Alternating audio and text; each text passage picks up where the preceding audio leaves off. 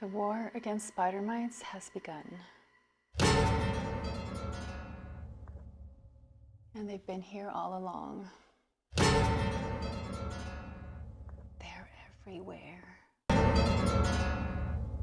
I've pulled off 3 leaves from 3 of my plants in this corner, and they all have these brown spots and the leaves are yellowing.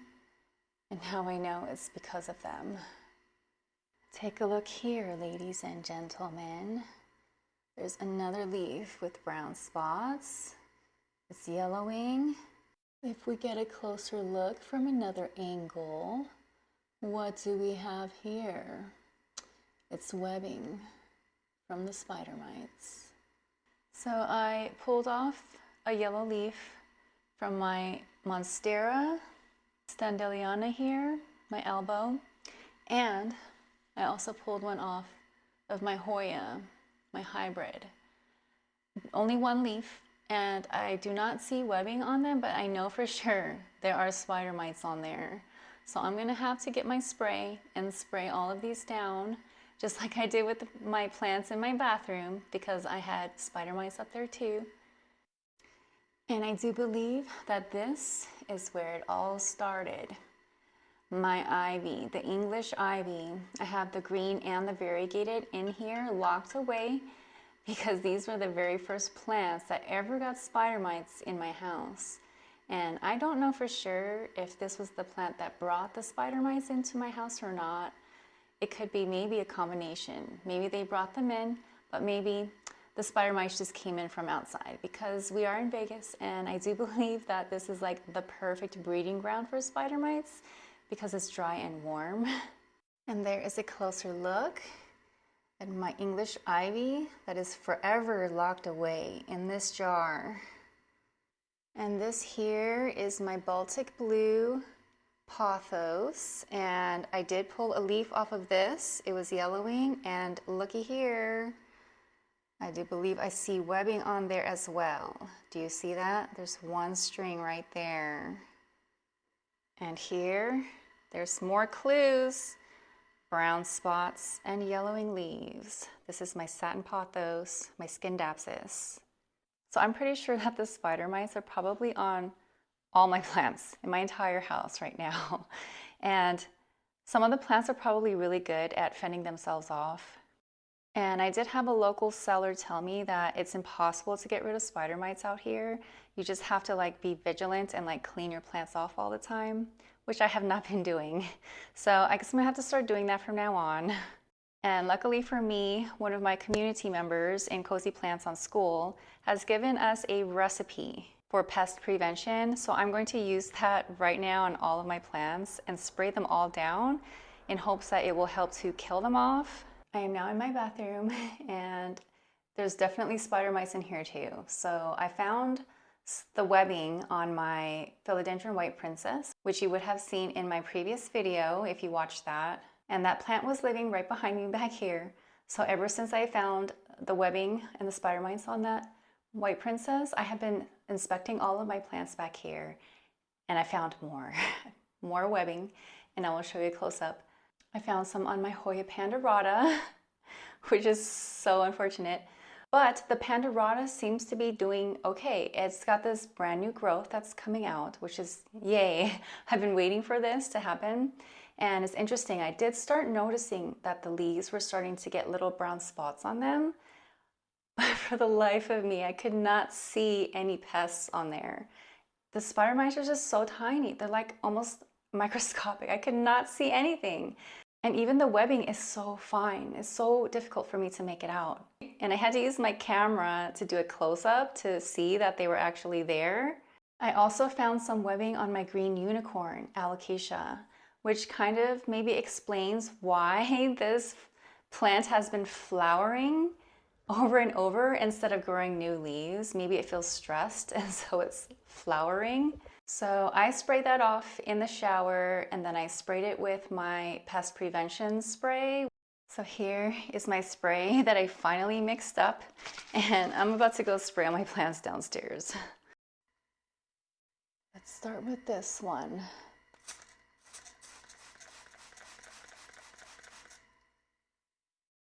Oops, it's dripping all over. I should have probably done that outside.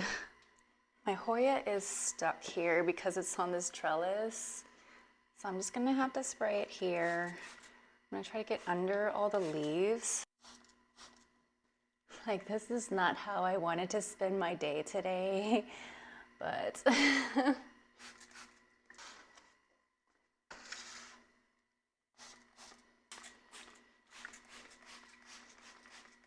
once the solution dries on these plants, I'm also going to spray them down with my Nemax just to be doubly sure that I'm getting these spider mites. I'm hoping that they're all dying right now and there's probably eggs and I don't know.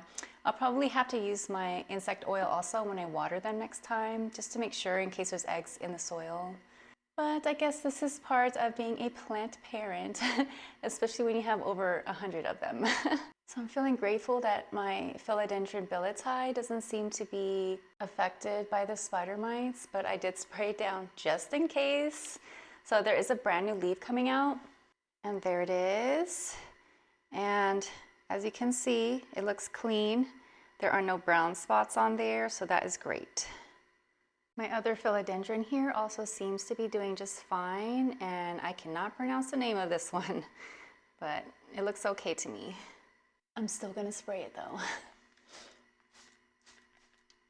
If anyone had told me a year ago when I first started collecting plants that I would be giving my plants showers in my shower, I would not have believed you. I would have laughed and I would have been like, no way, there's no way that I would ever do that. Yet, here I am. I don't see any more webs. It doesn't mean that they're not there. This poor plant. I've had this plant for several months now, and it has not grown at all. I have not had one single new leaf. I've had buds, but they never ever opened up.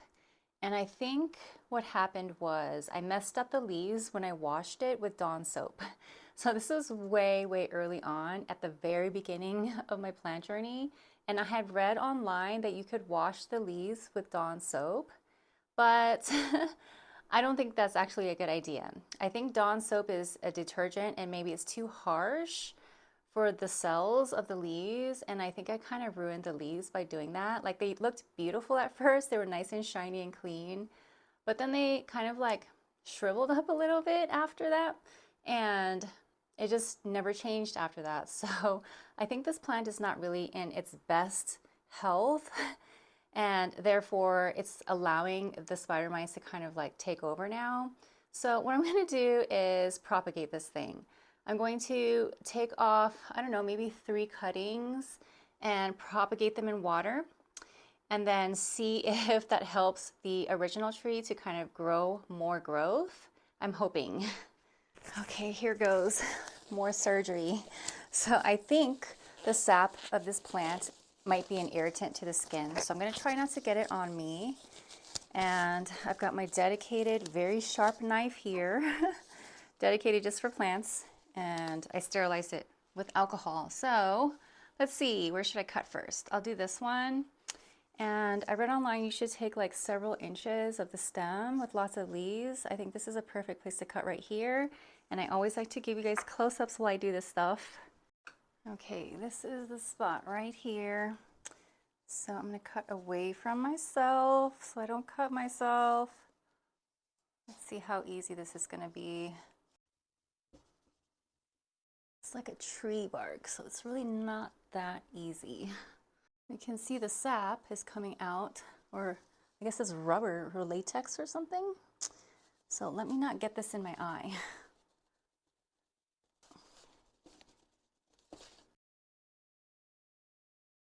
There it is, the latex or rubber, whatever it is, it's dripping. So I am going to leave this out overnight and let it callus over before I put it in the water. And I do feel bad for the plant. I know that plants can feel pain, but I think it's going to be better for the plant in the long run. So it's a benefit for the plant. So I'm going to cut this one now, and I'll go down to about like right there, I think. But it is a relief to see that there is sap because that tells me it's still alive. And the spider mites have not completely ruined it.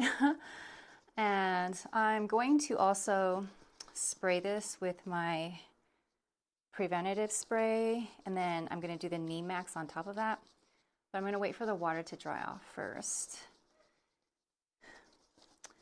It's like a very woody stem, so it's a little harder to cut than like a philodendron or something. Like my philodendron white princess was so easy to cut. I'm using the leaves to shield my eyes. I don't want the rubber to like spray up into my eye. That would be so bad. There.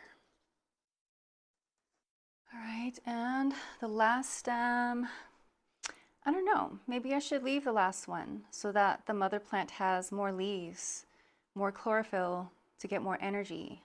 That's what I'll do. I'll leave this last stem here for the mother. All right, so that's done for now. I'll just leave that out and hopefully this plant will come back. I say that a lot about a lot of my plants, but at least I'm learning in the process. Now that that's done, I'm gonna go check on my philodendron white princess and see how that's doing. There she is. I have her isolated in my laundry room, which really doesn't make a lot of sense because all my plants pretty much probably have spider mites, but here it is. And this is the newest leaf, and it has brown spots on it already because the spider mites were inside the leaf as it was unfurling. And here's a closer look at the leaf as it was unfurling in the past. And this is the newest leaf in the present, and hopefully no spider mites. So I had a thought that maybe I could put my rubber plant, the propagations, or even the mother plant, inside a huge plastic container, because I do believe I have an empty one in my garage, because I'm pretty sure that spider mites do not like humidity. I think they die actually if it's like 100% humidity. So if I can get that plastic container and fit these in there, I think it would probably help to get rid of whatever spider mites are left on there. So let me go take a look. Here it is. So this is perfect. It's gonna fit the entire plant. And I'm gonna trap those nasty spider mites in here with 100% humidity. I think what I might do is rotate my plants. I'll put this in here for a few days, and then I'll put another plant in here for a few days. And I'll just do that with all my plants and try to get rid of those gross spider mites. I'll just put these cuttings in here upside down for tonight, and then tomorrow morning I'll put them in the water. Let's see if I can do this without bending the leaves too much. Okay, that's good. And now this one. And they're good to go. Goodbye, spider mites. Actually, I'm gonna spray these first. All right, I've got my preventative spray. And I should do the underside of the leaves too. I'm gonna take these out and do that in my shower because the spray gets everywhere. So I ran out of spray. I'm gonna have to mix up some more. And I might do it tonight, or I might do it tomorrow. I'll probably do it tomorrow. I also need to spray them with my neem max, which I'm definitely not gonna do today. I might do that tomorrow because I have to let this dry first that I just sprayed on the 2 propagations, and then I'll spray the neem max on top. But I feel like I've got a handle of the situation. I'm thinking I'm probably going to do the same thing with my Baltic blue pothos. I'm going to chop it and propagate the top of it, and then I'll put both the propagation and the mother plant into the bin, like once I take the rubber plant out, and try to get rid of the spider mites. I've already sprayed that plant with this, not with my neem max yet. So hopefully it will survive until it's able to rotate into the bin. And I also noticed some brown spots on my Tycon, my favorite plant of all. Let me show you guys. So I have her right here, and these brown spots, I don't know if they've been there forever or not. I don't know if you can see it. but it's, yeah, it's pretty noticeable. And even this leaf right here has some. I'll show you a close-up. I inspected this plant. I do not see any webbing anywhere, but that doesn't mean that the spider mites are not on there. And this part right here of the stem is turning yellow. And I don't know if that's a normal type of yellow, like creme brulee yellow, or if there are spider mites inside on the stem. So let me show you close up. But there's the brown spots on the leaves, which is very suspicious. Suspiciously made by spider mites. And then there's some more on this leaf right here. Get the light on there. And I don't know if that's from a sunburn, but like these for sure on this leaf look like they might be from spider mites. And maybe I should take a look from the back and see if I can get really close up with my camera. And you guys out there with your huge TVs, tell me if you see little critters on there, please, because I can't see them. I don't see anything. Like, those totally look like they were made by spider mites. I just don't see them. And actually, these look like they might be from spider mites as well on this other leaf. So if you see critters on there crawling around, let me know. I see absolutely nothing. Trying to get in as close as I can.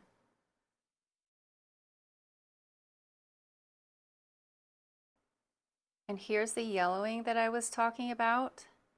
So that doesn't seem normal. That looks like a sick type of yellow color. And if you look from this side, you can see there is totally space. There's like, let me see if I can get in there. There's like a space in there where spider mites probably would love to hang out. Right down in that space there. And of course, I cannot see anything. Since I have this here, I am going to go ahead and put some of this down in the stem.